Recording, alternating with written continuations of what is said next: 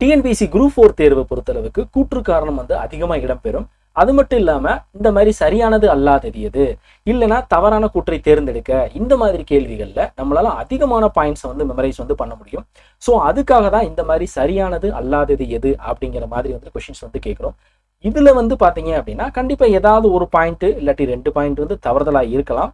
அந்த மாதிரி தவறுதலா இருக்கக்கூடிய ஒவ்வொன்றுக்குமே சரியான விடை என்ன அப்படிங்கறது கிளியர் கட்டா நம்ம மென்ஷன் பண்ணி வந்து கொடுத்தே ஆகும். இது மாதிரி தான் நம்ம அகாடமியோட எல்லா கொஸ்டினுமே இருக்கு. அதை பேஸ் பண்ணி பார்க்கும்போது பொது தமிழ் ஆகட்டும், பொது அறிவாகட்டும், திறனறிதல் தேர்வாகட்டும், இப்ப நீங்க பார்த்துக்கிட்டு இருக்கிறது மாதிரி கூற்று காரணமாகட்டும், இல்லாட்டி மற்ற எந்த விதமான கேள்விகள் இருந்தாலும் அதற்கு விடை விளக்கம் அப்படிங்கிற ஒரு எக்ஸ்பிளனேஷனோட தான் இருக்கக்கூடிய எல்லா கேள்விகளுமே இருக்கும். ஸோ இந்த மாதிரி இருக்கக்கூடிய புது டெஸ்ட் பேட்ச் ஜனவரி 14 வந்து ஆரம்பிக்க போறோம். ஸோ இந்த ஜனவரி 14 ஆரம்பிக்கக்கூடியது நெக்ஸ்ட் இயர் ஜூன் 29 வரைக்கும் பிளான் வந்துட்டு போகும்.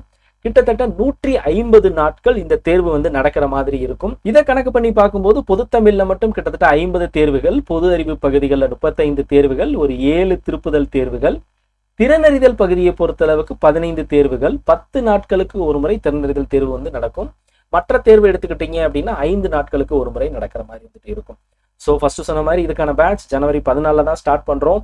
அதுக்கான பர்ஃபெக்டான பிளான், நீங்க பார்க்கக்கூடிய மாடல் கொஷின் எல்லாத்தையுமே கீழே டிஸ்கிரிப்ஷன்ல இருக்க லிங்க்ல வந்து கொடுத்துருக்கேன். நான் ஃபர்ஸ்ட் நான் சொன்ன மாதிரி கூற்று காரணம் எல்லாத்தையும் அனலைஸ் பண்ணி பாருங்க.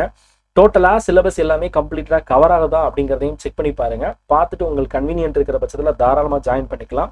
ஸோ இந்த டெஸ்ட் பேட்ச்க்கான ஃபீஸ் வந்து பார்த்தீங்க அப்படின்னா 999 மட்டும்தான். உங்களுக்கு வேற ஏதும் சந்தேகம் இருந்தது அப்படின்னா ஸ்கிரீன்ல தெரியக்கூடிய இந்த நம்பருக்கு வந்து கால் பண்ணுங்க. மீண்டும் அடுத்த வீடியோல பார்க்கலாம் நண்பர்களே. நன்றி.